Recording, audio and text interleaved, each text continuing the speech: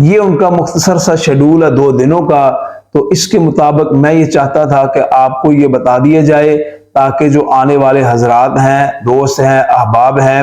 ان کو اس کے بارے میں سارے کا سارا علم ہو اور وہ اس کے مطابق جہاں جہاں وہ جانا چاہیں اپنے ٹائم کے مطابق وہ وہاں جائیں۔ بسم اللہ الرحمن الرحیم۔ السلام علیکم محترم ناظرین، ڈاکٹر ذاکر نائک حفظہ اللہ، ان کی فیصلہ آباد آمد یہ ہمارے لیے بہت بڑے اعزاز کی بات ہے،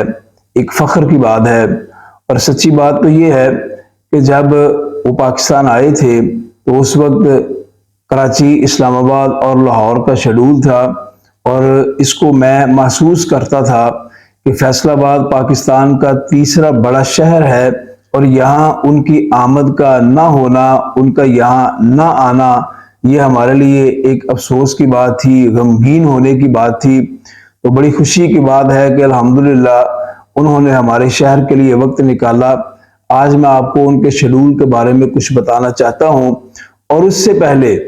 میں یہ چاہتا ہوں کہ آپ کو اس وقت پاکستان میں موجود ذاکر نائک کی شخصیت کے بارے میں کچھ تعارف کروا دوں کہ آپ 18 اکتوبر 1965 کو انڈیا کے شہر ممبئی میں پیدا ہوئے، اور ڈاکٹر فیملی کے گھر میں پیدا ہوئے۔ ظاہر ہے میڈیکل کی تعلیم حاصل کی، لیکن اللہ نے آپ کو اپنے دین کے لیے چن لیا، اور اللہ نے آپ کو اس وقت عالم اسلام کا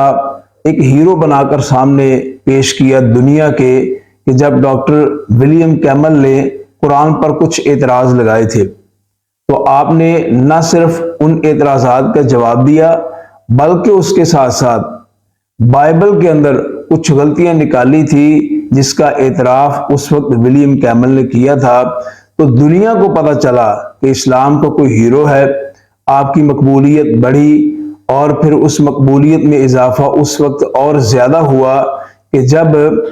2013 میں محمد بن راشد جو دبئی کے شیخ ہیں، انہوں نے آپ کو اپنے ہاں بلایا اور آپ کو عالم اسلام کی بہترین اور آئیڈیل شخصیت کا لقب دیا، اور 7 لاکھ درہم بطور تحفہ ان کی خدمت میں جو پیسے تھے وہ پیش کیے۔ لیکن آپ کی درویشی اور آپ کے زہد کا عالم یہ ہے کہ آپ نے وہ سارے کے سارے سرمائے کو اٹھا کر اپنی فاؤنڈیشن کو دے دیا۔ ہمارے شہر میں وہ شخصیت آ رہی ہے کہ جن کو 2015 میں سعودیہ نے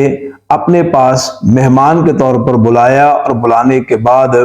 جو سعودی عرب کا سب سے بڑا انعام ہے، اعزاز ہے، ایوارڈ ہے، شاہ فیصل، اس کو انہوں نے ان کی خدمت میں پیش کیا، اور 7 لاکھ ریال ان کی خدمت میں پیش کیے۔ وہ بھی انہوں نے اپنی اس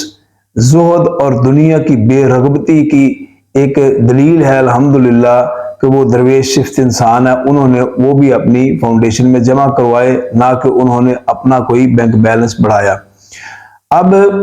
یہ ڈاکٹر صاحب کے بارے میں کچھ تعارف تھا، کچھ پس منظر تھا جو میں نے آپ کے سامنے بیان کیا ہے۔ وہ الحمدللہ یہ وہ عالمی شخصیت، یہ وہ امت مسلمہ کا ہیرو، یہ وہ عالم اسلام کا دائی جس کو اللہ نے اتنی مقبولیت عطا کی ہے،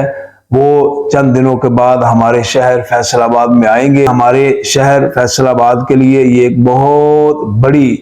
اعزاز کی بات ہے۔ تو اب میں آپ کو بتاتا ہوں کہ ان کا فیصل آباد میں آنے کے بعد پروگرام کیا ہے۔ جو بھائی ابھی تک اس پروگرام سے وہ ان کو واقفیت نہیں ہے، وہ واقفیت حاصل کریں، وہ اس معلومات کو اپنے پاس رکھیں، اور جو دوسرے شہروں سے آنے والے ہیں وہ بھی اس پروگرام کے مطابق آئیں۔ سب سے پہلے وہ میری اطلاع کے مطابق جمعرات رات کو فیصل آباد پہنچیں گے، اور جمعے والے دن فیصل آباد میں گول مسجد غلام محمد آباد میں وہاں پر وہ جمعے کے اجتماع سے خطاب کریں گے۔ گول مسجد ایک بڑی معروف مسجد ہے ہمارے فیصل آباد کے اندر۔ مولانا ضیاء القاسمی وہ یہاں کبھی جمعہ پڑھایا کرتے تھے، اب ان کے بیٹے مولانا زاہد قاسمی ہیں، اور یہ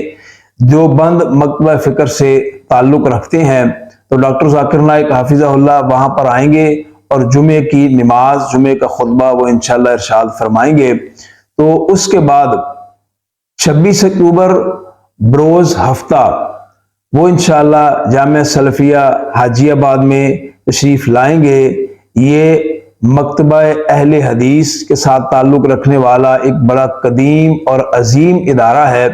یہاں پر انشاءاللہ وہ دوپہر 12 بجے تشریف لا رہے ہیں،